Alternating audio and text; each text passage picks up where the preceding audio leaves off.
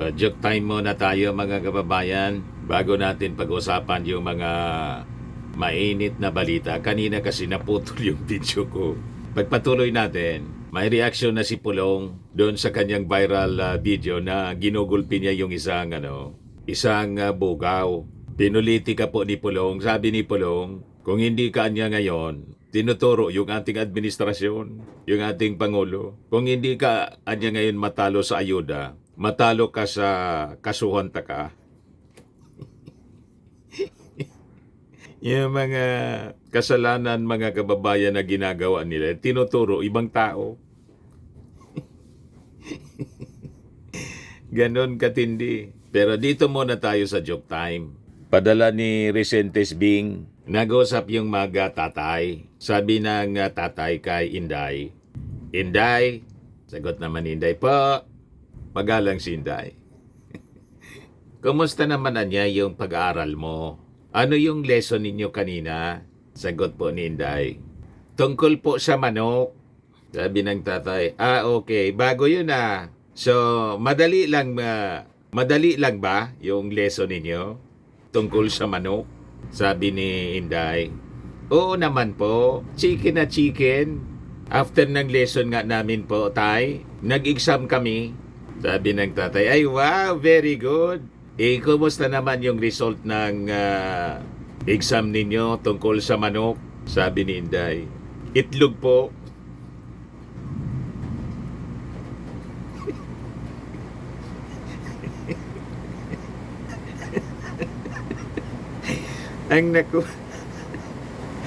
ang nakuhang score mga kababayan sa exam, itlog.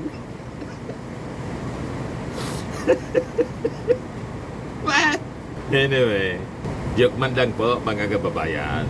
Matik na 200 pesos. Ito, kasali ka na rin sa monthly draw. Pag nabunot yung pangalan mo, 5,000 pesos. Pag hindi, kasali ka pa rin, qualified ka pa rin sa grand draw natin sa December. 10,000 pesos ang cash prize.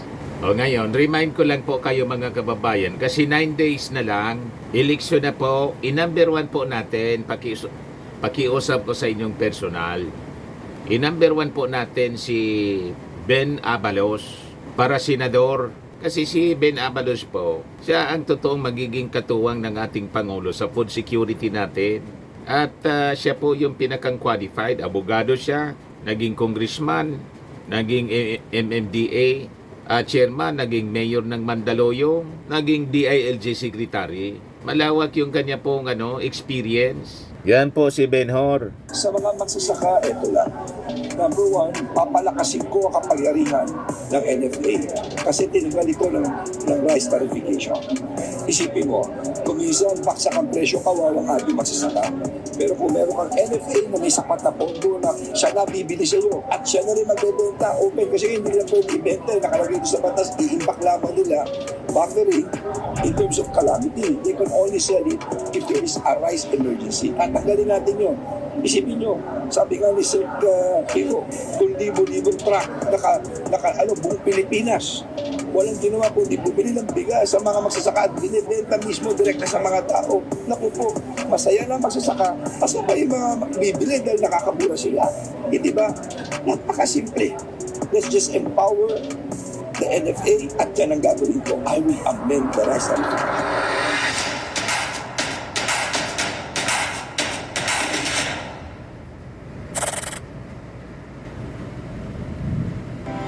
Andito po ang Liga ng mga Barangay para sumuporta sa inyo. Nandito na po kami sa likod ninyo, Senator Benhar Abalos. Ang kuryente natin ay pangalawa sa pinakamahal sa buong Asia. 20 years ago, pinindigan ko ito. Kung ako'y congressman, pumutol ako rito sa pagwis. The most overtaxed in the whole world ay ang kuryente natin. Yan ang una ko'y tampay para bumaba ang kuryente, tumami negosyo, tumami trabaho, at tumaang ang buhay ng bawat Pilipino.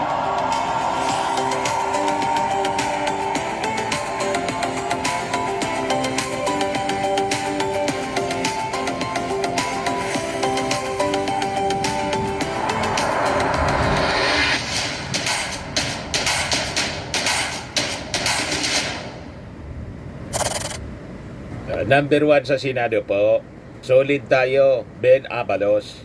Ngayon, balikan natin yung viral video ni Pulong. Hindi man niya dininay po yung existence ng video. Pero ang sabi niya, mga kababayan, dito niya sa administrasyon na to, kasi ang sinasabi niya, tanim kaso, plante daw yung kaso laban sa kanya.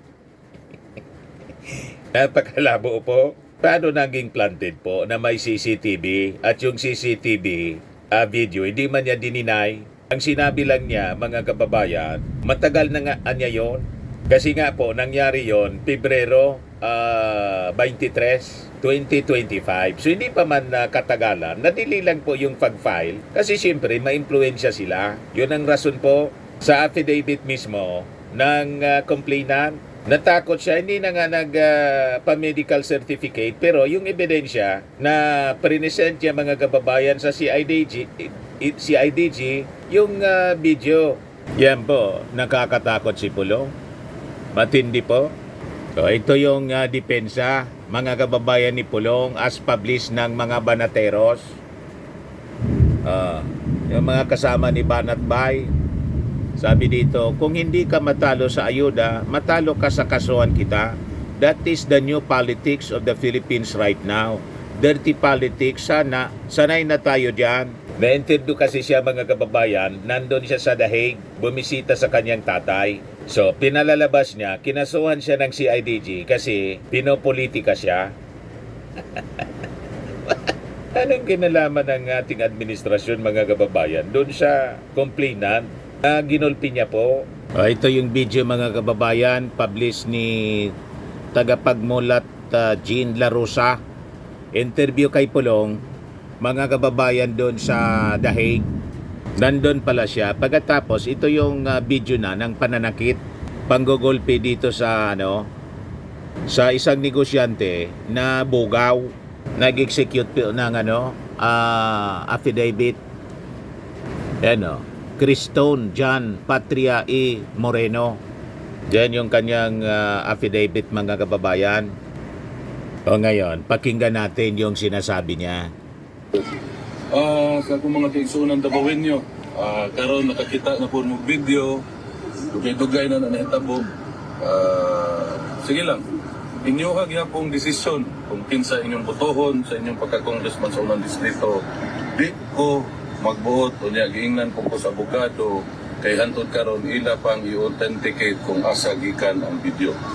So, kay Murag, nauna man og file sa CIDG ba? Nauna file sa CIDG ang testimony, ang affidavit sa social media o sa piskal. So, di ko kara himo og statement kay wala pa may kadawat og. So, pinalalabas mga kababayan ni Pulong, hindi siya sigurado sa authenticity ng CCTV video. Ipapa-authenticate niya daw, pero hindi man niya dinideny. Yan sabi dito sa balita ng Manila Bulletin, fraudulent daw. Representative Duterte says of evidence versus him in case filed by businessman. Pinalalabas na peke yung video. Planted niya ang kaso laban sa kanya. Sabi dito, he emphasized that such tactics were nothing new to him and described this as the new politics in the Philippines. If they cannot beat you with aid, they will beat you with I will file a case against you. That is the new politics in the Philippines now, dirty politics. We already used to it, sabi po ni Pulong. So pinalalabas niya, pinopolitika siya ng ating gobyerno. Naniwala kayo? May nagsabi ba sa kanya na ambaan niya ng saksak itong si Moreno? Tanim video ba yan, mga kababayan, na mula mismo yan sa CCTV ng bar? Ito po yung complaint affidavit na naputol natin na binabasa natin kanina. Pagpatuloy natin yung pagbasa. Yung tanong at sagot, mga kababayan, ng CIDG, tanong ng CIDG at sagot ng complainant. Sabi dyan, mga kababayan, dito na tayo yung naputol kanina. Number 15. Maaari mo bang isalaysay ang buong pangyayari? Opo, sabi po ng biktima. Noong Pebrero 23, 2025, mga alas 7 ng gabi, tinawagan ako ni Charlie Tan, isang business partner ni Paulo Pulong Zimmerman Duterte. Ngayon, ano ang kanyang rason sa pagtawag sa iyo? Sabi ng biktima, sinabihan niya ako na pumunta daw ako sa kanilang bahay sa Woodridge, Barangay Maa, Davao City at magsama na rin daw ako ng 6 na babae, yung pinakang maganda at bata na meron ako dahil pupunta raw doon si Paulo Pulong si Duterte. Pasensya na kayo, maingay ngayon kasi kumukulog, kumikidlat. Malakas yung bagsak ng ulan. Naririnig ninyong ugong bagsak ng ulan at saka yung kulog at kidlat. Ano ang sumunod na nangyari? Mga alas 8, 8 o'clock ng gabi, kami nakarating sa bahay ni Charlie Tan kasama ang 3 babae na aking kasama at doon na namin naabutan si Paulo Duterte na nag-aantay. Makalipas ang 20 to 30 minutes ay may sumunod pang 2 na babae. Nag-inuman kami sa bahay. Ako yung 5 babae na kasama ko. Si Paulo Duterte at isa niyang tauhan, si Charlie Tan at ibang Chinese national na tingin ko ay kanilang kaibigan. Inabot na kami ng alas 12 ng hating gabi. Noong Pebrero 23, 2025 at ako ay kinausap ni Charlie Tan. Kaya yung sinasabi ni Pulong sa interview, matagal na niya yan. Pebrero 23, basado sa complaint affidavit ng biktima. Ngayon, ang tanong, bakit ngayon lang na-file? Ngayon lang na-file kasi ngayon lang nagkalakas ng loob yung biktima niya. Kasi nga, may influensya sila. Alam naman natin yon. Sinabihan niya ako na samahan ko muna si Paulo Duterte na magbar sa Hersey Bar at hindi na siya makasama sa kadahilanang magsusundo pa siya ng kanyang anak. Maya-maya ay nilapitan na rin ako ni Paulo Duterte at sinabi na samahan ko muna daw siyang magbar sa May Obrero at binigyan niya ako ng 18,000 pesos bilang tip. Tapos binigyan niya rin ang 2 sa aking kasamahang babae na tig si 5,000 pesos. At sinabi niya na kung kulang ay ibibigay niya pagkatapos namin na magbar. Tig 13,000 pesos bawat isa ang ibinigay niya sa mga babae na kasama ko. Matapos ang 20 to 30 minutes, umalis na kami papuntang Hersey Bar. Inabot na kami ng alas 2 ng umaga nang tinawagan niya ako at sinabing bigyan ko daw ang kanyang mga bodyguard ng 3 babae at doon ay nabigyan ko ay ang 2 bodyguard at isang driver. Makalipas ang 1 oras ay bumalik na sila sa bar at nagtanong si Paulo Duterte kung ilang bodyguard ang sumama kasama ang mga babae. Nalaman niya na may isang bodyguard niya ang hindi nakasamang lumabas. Sa galit niya ay sinabi niya na buti pa yung driver na kaisa sa mga babae. Yung bodyguard niya mismo hindi nakakuha ng babae. Matapos noon ay binayaran niya ang 3 babae ngunit ang isa, ang pang-4 na babae na hindi naman nailabas ay binigyan niya ng 1,000 lamang. Nagtanong ang babae kung bakit ganon lamang ang bigay sa kanya at doon na nagalit si Paulo Duterte. Dahil sa galit at kalasingan ni Paulo Duterte ay ako ang nakita niyang pagbuhusan ng galit mula sa 2nd floor ng bar na aming puinistuhan ay minura-mura niya ako at tinulak pababa ng hagdan. Sinubukan ko umalis ng bar ngunit hinarangan ako ng mga bodyguard ni Paulo Duterte sa 1st floor at sinabihan na isarado ang pintuan. Inundayan niya ako ng saksak gamit ang kutsilyo sa aking tagiliran at doon ay pinagmumura niya ako ulit at pinagbantaan na papatayin kita at hinedbat niya ako sa ulo ng maraming beses at ako ay humingi sa kanya ng patawad kung anuman ang nagawa kong mali sa kanya ngunit patuloy pa rin siyang Ini-headbutt ang aking ulo at inuundayan niya ulit ako ng kutsilyo, at nang makita ng bodyguard niya na may CCTV ay agad pinatay niya ang CCTV ng lugar at doon na ako na corner. Halos 2 oras niya akong sinaktan sa loob ng bar. Suntok, sampal, tadyak ang aking inabot kay Paulo Duterte dahil sa galit niya sa akin. Mga pasado alas 5 ng umaga nang inabutan niya ako ng pera. 1,000 kada suntok, sampal or sipa.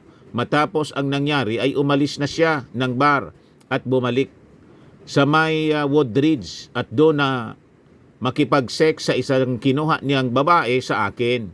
Nalaman ko ito dahil sa nagsabi siya na ako ang magbabayad ng pera sa nakasex niyang babae. At kung di ko daw bayaran ang babae ay ako raw ang kanyang papatayin at hahantingin. Ngayon, tanong, nung nasaktan ka ni Paulo Duterte, ikaw ba ay sumangguni sa kahit saan mang ospital upang mabigyan ng medical certificate para gamitin laban sa kanya? Sabi niya, wala po, hindi ko na po naisip na magpa-medical dahil sa sobrang takot na baka po ako ay balikan niya.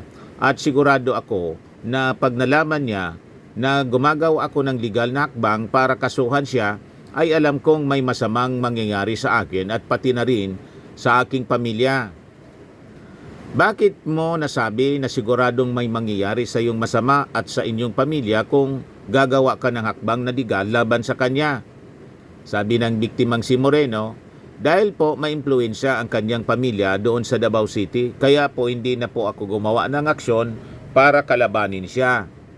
Kung ganon, anong ebidensya ang meron ka upang mapatunayan mo sa investigasyon na ito na ikaw ay tunay na sinaktan ni Pulong?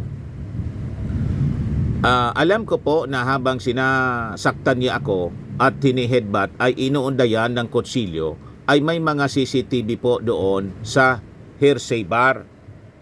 Paano mo naman mapapatunayan na may mga CCTV talaga doon sa Hersey Bar? Kaya ko po patunayan na may mga CCTV ang Hersey Bar dahil madalas po ko mapunta sa bar. Bago po tayo magpatuloy ay nais ko din ipaalam sa inyo na itong gagawin mong salaysay ay magiging public record o maaring basihan o ebidensya laban o pabor sa iyo kung sakaling may paglilitis sa ating hukuman. Ito ba ay naintindihan mo? Sagot ng complainant, opo. Tanong naman, pansamantala ay wala mo na akong nais na itatanong sa iyo, meron ka pa bang nais idagdag, tanggalin o palitan sa iyong salaysay? Sabi niya, sa ngayon ay wala na po at kung may karagdagan man po na hindi ko nasabi dito sa aking sinumpaang salaysay, ay handa ko po itong sabihin sa anumang hukuman. Ikaw ba ay tinakot, pinangakuan o binigyan ng pabuya sa pag-ayag mo ng salaysay na ito? Ang sagot niya, hindi po. Ayan. So yan po, wakas ng salaysay. Ito yung last page mga kababayan. Pirmado niya, nagsalaysay Criston John Patria E. Moreno, an administering officer, Arimolito B. Plaza, State Prosecutor. So pinalalabas ni Duterte, ni Pulong, politically motivated daw ito. Kaya lang po, may complainant, pribadong complainant, tulad ng mga biktima ng AJK ng kanyang tatay, pribadong complainant yung nag-asunto po na crimes against humanity sa ICC. Sa kaso naman po ni Sara, binantaan at alam natin, wala man nag-audio kay Sara para bantaan yung ating Pangulo, binantaan niya. Kaya yun ang laman ng articles of impeachment at inciting to sedition naman na sinamo na siya ng DOJ. Madaling sabi, ito kanilang pagkakasala na wala man nagsabi sa kanila na gawin yung pagkakamali, sila mismo ang gumawa. Kaya malabo na paniwalaan natin na ito pinolitikan sila ng ating administrasyon, ng ating Pangulong Bongbong Marcos. Tama po? Yan sinasabi natin, lahat ng trouble na kinakaharap ng pamilya Duterte, sila yung may gawa, consequences ng kanilang mga maling aksyon. Kaya malabo po itong sinabi ni Pulong. Kung hindi ka matalo sa ayuda, matalo ka sa kasuhan kita. That is the new politics of the Philippines right now. Dirty politics. Sanay na tayo dyan. Biglang pinulitika po. Nililihis sa totoong isyu mga kababayan na ang totoong kalaban nila yung kanilang sarili. Si Sara, for example, ang kalaban ni Sara yung kanyang bibig, tulad ni Harry Roque, tulad ni Digong, at ngayon tulad ni Pulong. Ang totoong kaaway nila yung kanilang sarili. Tama ba? O ito, may interview pa doon sa Dahig kay Pulong. In relation ito sa sabi, i-raid yung kanilang bahay. Di ba yung pinakalat at pinasinungalingan mga kababayan ng PNP? Sabi ni PNP spokesperson General Jane Fajardo, hindi naman alam niya kung saan hinuhugot ni Pulong yung ganyang balita na i-raid daw ng CIDG yung bahay ni Digong. Pinakalat ni Pulong sa Kitty Duterte. Pinagpuntahan din yung mga tao doon. O di ngayon, napaya sila kasi hindi man talaga totoo. Wala man ganun po. O ngayon, inunan pa rin ang reaksyon. Ito yung reaksyon mga kababayan ni Pulong sa interview ni Wise in Wild World. Courtesy po ni Wise in Wild World. I-acknowledge natin yung source natin. Nakita natin dito sa social media. Sir, okay lang magtatanong kami tungkol sa statement na binigay po niyo nakarang araw. Then, yung bantang paglusob sa bahay ni PRD at sa pamamahay po ninyo. Lusubin na nila. Kanila na kung gusto nila. Nagdoktor lang natin yung mga pulis na yan. Sige, palusob nyo. Wala namang problema. Basta nasa batas sila, okay lang. Sir, what's your reaction with the statement of Attorney Torion? Sabi nila may tanim kaso daw na... Ayan na, lumabas na, di ba? Oo, lumabas na. So, kung hindi ka matalo sa ayuda, matalo ka sa kasuhan, taka. Okay. That's the new politics of the Philippines right now. Dirty politics. Sanay na tayo dyan. Sir, also the Filipino people wants to know, alam naman natin sir na si Attorney Kaufman sinasabi niya na the former president is in good spirits. Yes, totoo naman. At saka masaya siya. But, Sila nagkwentuhan sila matagal. How is he- Nagmamasahe ako eh. okay. Sir, how is he, ma'am? How's your Lolo? Actually, physically. He's okay. He's actually like really healthy. Whenever we talk about you guys being here, he's really happy to know about it, and he also wants to express his thanks to everyone here right now. Yeah, mauna Hindi po. yan mag-English na. Anak ni Pulong, siguro to. Ito yung medyo mahaba-haba ito. Courtesy ni Alvin in the Tourism po. Pakinggan natin. Salamat daw. If ever daw, ano pa yung sabi niya? Ikaw naman. Ulawon. Sir, ang sinabi sa amin sir na hindi naman kami paalisin talaga na or hindi na kami makapunta dito, i-relocate lang kami. Doon sir, doon So, sa dalawa na ang Duterte Park. Gano'n na sir. Sir, okay lang magtatanong kami tungkol sa statement na binigay po niyo nakarang araw. Then, Sir, may reaction ba si Tatay Digong sa statement na sinasabi nila na the next person daw to be jailed sa ICC si VP Inday? Okay naman gani kami tanan na lang para diha namin tanan pamilya. Libre security, libre kaon, libre man tanan, okay na. Okay kayo. Diha namin tanan pero kung mama murag di mo sugot. Ako, Okay daw. How about sir yung nasabi nila na ni VP Okay lang before daw. na every time they have sabi ni former president na kailan nyo ba ako pa makalabas dito? kana ang makatubag ang korte ra gyud. Dili ko dayeg, hindi ko katubagan. But is he not saying the same sir? Muta na siya. Unsa na may kaso, moigor kung sulti, di pwede istoryahan. Okay. It's between him and the lawyers. Wala ko'y labot. How are you feeling now sir? Okay na ba Ako? ka? gwapo kaya po. Gutom na! Wala kami kaon. Okay. Ay, kung additional kasi sa survey karon sa Davao, Okay, kikasuhan naman. dili. 90% ang imuhang rating sa kalaban 4%. Kikasuhan naman, mo pantay na na, 50-50 na na. Believe sa ko. Tulo ka bulan ng investigasyon. So personally, sir, as the son of the former president and congressman, are you positive and confident na makauwi talaga si tatay sa Pilipinas? Mao na'y ginaampo na to sa Ginoo. Amen. Kaya kung nasa kagipanganak, dito mo gusto mamatay, di ba? So, mo na yung ginaampo sa Ginoo nga unta, makauli. Sir, do you have a reaction na nag-file na daw ng case si Senator Amy Marcos as a result of the Senate inquiry? No comment. Okay, thank you, sir. Ayan po, interview kay Pulong doon sa Dahig, kasama yung kanyang anak. O ngayon, may post po si Mon Tulfo, yung columnist po, kapatid ni Erwin Tulfo. Yan o, sabi niya, 4 hours ago, mga taga Davao City at super duper loyal Duterte supporters, magising na kayo. Magising na sana kayo sa inyong kabubuhan at katangahan. Si Sara ay certified na baliw. Si Pulong ay abusado at di umano'y sangkot sa drug trafficking noong Pangulo pa ang tatay nila. Si Baste, mayor ngayon, palaging lasing at pumapasok sa opisina ng hapon na dahil may hangover palagi. Magalit na kung magalit kayo sa akin pero nagsasabi lang ako ng totoo. Gaya ninyo ay naging tanga din ako pero ngayon ay nagising na ako sa katotohanan.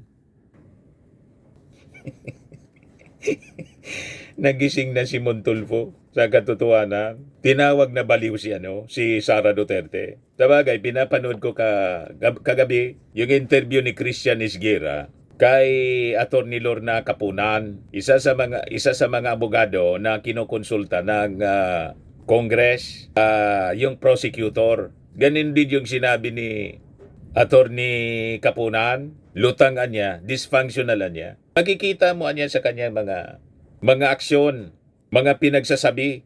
Panoorin ninyo yung interview kay Lorna Capunan ni Christian Esguerra. Ito pa, iparinig ko sa inyo. Yan, si Lorna Capunan. Iparinig ko sa inyo. It shows you how dysfunctional she is. In that campaign rally, she talked about what are the qualities of candidates. So meron siya tatlo. Yung may track record daw, no? Hindi yung sasayaw, hindi yung entertainment, no? Nagbibigay ng pera, hindi dapat nagbibigay ng pera, hindi dapat automatic ang endorsement. Pag in-endorse siya ng isang influential people, hindi dapat automatic. So free. Exactly. But when she was saying that, I said, she is exactly describing her candidates. Yeah. Diba? So parang, and then she goes on to say, after she says, these are the qualifications of who you should vote for, then she says, mag-black voting kayo. So parang dysfunctional, disjointed. So people were saying, ano ba yan? What's the word? When you have an out-of-body experience, lutang. It shows you how dysfunctional she is. In that campaign rally, she talked about what are the qualities of candidates. So meron siya tatlo. For reconciliation into that broken family, no? She welcomed her stepsister. And they became one family. She thanked the president. You could see that she was very calm. And then she became ballistic again. So I guess it's blowing hot and cold. That's the sign of crazy. That's the sign of dysfunction. Crazy. Now, if she doesn't get Baliw. parental guidance, because I don't think she's also close to her mother, she should, kasi marriage emancipates. When you get married, you are emancipated. People are asking, Teka, where is the husband in all of this?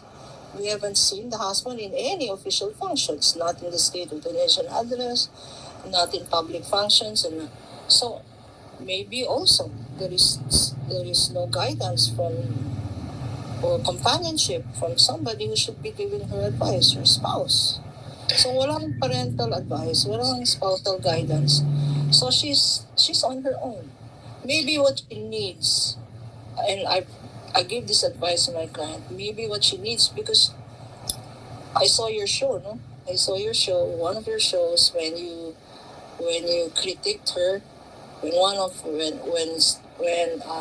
Senator Llamas said that, do you call him Edu? Yeah, Edu Manzanas. Yeah. Si Edu Manzanas. Sometimes justice, sometimes commissioner, sometimes cardinal. I just call him pangit. Pwede rin.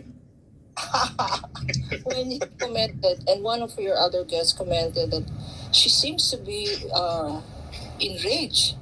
She seems to be very angry and enraged, and that's why she's lashing at everybody. That's a sign of imbalance. In fact, I saw one other. I don't know if it was. Kasi meron akong nakita nakalagay. Even if the crowd, she was talking to the crowd, and the crowd was shouting BBM. So Sa Manila yan. that was in Manila when she was talking about the and BBM, and this shows you how dysfunctional she is now. In that campaign rally, she talked about what are the qualities. You saw that, no? What are the qualities of good candidates? So meron siyang Yes. tatlo. Yeah. Tatlong qualities of a good candidate. And I took note of that. Yung hindi daw, yung may track record daw, no? Hindi yung sasayaw, hindi yung entertainment, no? Ganon. Tapos yung hindi nagbabayad, hindi yung nagbibigay ng pera. Meron yun siyang sinabi na hindi dapat automatic ang endorsement. Pag in-endorse siya ng isang influencer people, hindi dapat automatic. So free. Exactly. But when she was saying that, I said, she is exactly describing her candidates. Yeah. Tama mga kababayan si Montulfo. You see? No. Si Sara niya, certified na baliw. Sabi ni Montulfo. Ano masasabi po ninyo mga kababayan? O ngayon, tungkol naman kay Pulong. Ito yung post ni Montulfo kanina 6 hours ago. Sabi niya, wala nga kayo sa kapangyarihan, abusado na rin kayo. Wala na nga kayo sa kapangyarihan, abusado pa rin kayo. I'm sure the Duterte trolls will find all excuses to defend this abusive congressman from criticisms. Kahit na yung tatay niya mismo, si Digong, ang nagsabi sa akin noon na problema niya itong si Pulong. Magbabarkada kasi sila. Tuloy yun ang nilaglag ni Montulfo, yung mga Duterte. You see? Inapoint pa ito si Montulfo ng ambassador. Special envoy pala. Special envoy sa China. Ngayon, ito yung sinasabi mga kababayan ni Montulfo describing the Dutertes kung ano sila. Ngayon, with this case, mga kababayan, itong complaint affidavit na final ng isang biktima ng panggugulpi ni Pulong, tingnan natin kung ano yung magiging reaksyon in the coming days ng Congress. Kung sila po ay magpa-file ng ethics complaint laban po kay Pulong. So yun ang abangan natin mga kababayan.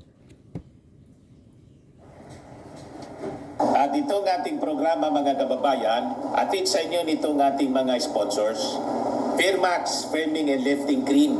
Pinapay po sa mga pulses in affected area. Mainam po ito sa mga pains at paninigas ng mga kaso-kasuan. Ito sa mukha naman yung application, anti-aging, Automax po siya. Ito ay Glow 60 mga kababayan. Whitening po siya. Made in South Korea. Ito naman po, Ningxia Red Mix Fruit Drink. Gawa po siya sa goji berry. May anti-cancer properties po siya. At sa mga nagana po ng malinis and spacious fitness gym, pumunta lang po kayo sa aming Colossal Fitness Gym. May Grab Car Rental din po kami. At bills payment po sa aming office. At saka sa mga mahilig po sa mga imported bags, manood po kayo sa live selling ni Madam Aileen Rosales sa kanyang Aileen Closet po. Pati mga shoes, ito yung kanya po. Ito yung kanyang page. Kita ninyo, napakagandang mga online selling po siya. Si Madam Aileen Rosales. Cellphone number niya po, 773-798-7816.